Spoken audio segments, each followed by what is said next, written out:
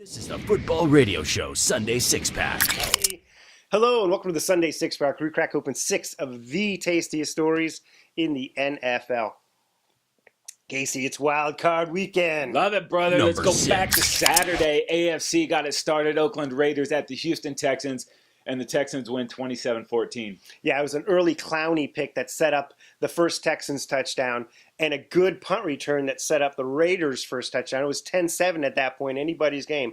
Then Osweiler hits Hopkins down the field for a huge pass along the sidelines, finishes it up with a touchdown to Hopkins, dude. And then it was late. Or early in the fourth quarter where Osweiler did the bootleg, kind of seemed to seal the deal there for the Texans. A real nice performance from the Texans defense and a conservative offensive approach. That's what it took. Yeah, the Connor Cook just overwhelmed by that number one Texans defense, had a handful of mistakes there. And on the other side, Osweiler didn't make those mistakes, didn't let the Raiders back in the game, relied on that defense, and they win the game. And their prize for winning, they get to go on to play the Patriots. Number 5. All right, up next is Detroit Lions at the Seattle Seahawks. Seahawks win 26-6. Yeah, low-scoring Lions defense keeping them in this game until late in fourth quarter. Baby beast mode for the Seahawks. Thomas Rawls on the day, over 160 yards and a touchdown. A couple sick grabs by Richardson, a couple sick grabs by Baldwin, little bit of LOB in there, and the Seahawks dominate. And then you look at the Lions, bro, typical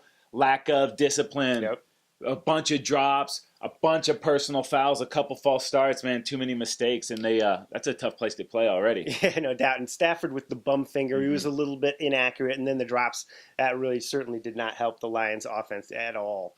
And Seattle, Casey, as a result of the wins, they're getting on the way to Atlanta to play the Falcons. Number 4. That'd be awesome. All right, a couple teams out of the playoffs now, Casey. What's next for the Oakland Raiders? Man, plenty of talent there. They've really done a good job of turning this roster around. I'm afraid a so. bunch of exciting weapons there. Derek Carr was in the MVP race until he broke his leg, so he's going to be back healthy and add a couple more components to that defense. Man, this is going to be a contender for a while to come.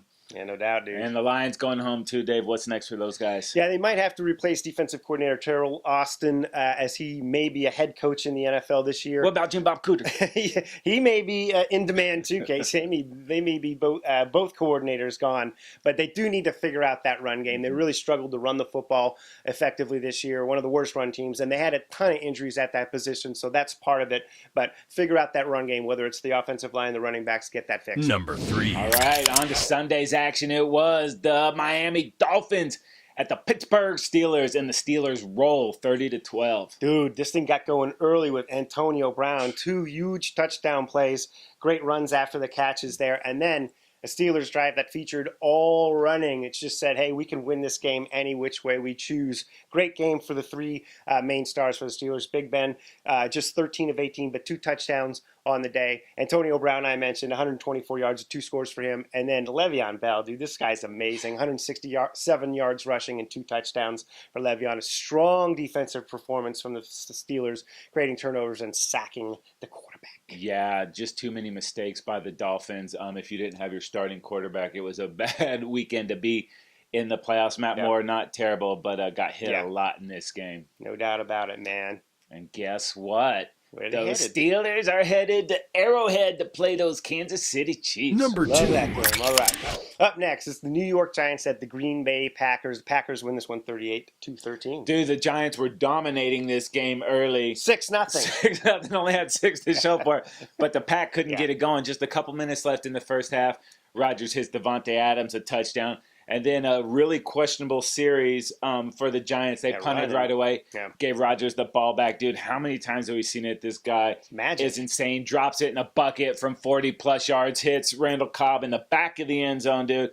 All of a sudden, it's 14-6, getting to the second half, baby, and Aaron Rodgers just opens it up. 2 more TDs, 4 on the day, and the Packers smashed the Giants. Man, more and more he got comfortable back in the pocket back there, the more and more that Aaron Rodgers was just lighting it up, man. He got so hot, and it was exciting to see him throwing the football all second half, dude. And as a result, the Packers heading to Dallas to play your Cowboys, bro. Woo! Cannot wait. That is going to be an awesome game. All right, Dave, the season is over for the Miami Dolphins. What's next for them? Yeah, first of all, great first season under Adam Gase. He did a great job with Tannehill, taking him to the next level, but they need Tannehill to take another step forward. And also, they may need to replace their defensive coordinator, Vance Joseph. He's possible head coach in the NFL coming up for next year. Yeah. And then they need to improve that run defense, dude. Yeah, They're not one of the worst run defenses in the league. They got to get that fixed. You can't just, can't give up the ground game like that. Yeah, when teams go for almost 200, that's bad. That's bad. Okay, Case. Giants are also out of it. What's next for them? Man, coming off of a really good draft and some also free agent acquisitions there, they've got a ton of stars on the team. They couldn't run the ball for most of the year. Paul Perkins really emerged the last couple of weeks. Going to see him in that offense. You have those receivers. It's dynamic, and that defense is insane, man. So I do think it's definitely trending up for the Giants. And they got Eli. Oh, man, divisional football coming up. It's the best weekend at all of football. Make sure you hang out footballradioshow.com all week because we're going to have you covered. All right, that is going to do it with a Football Radio Show. He's Casey. I'm Dave. We are out of here.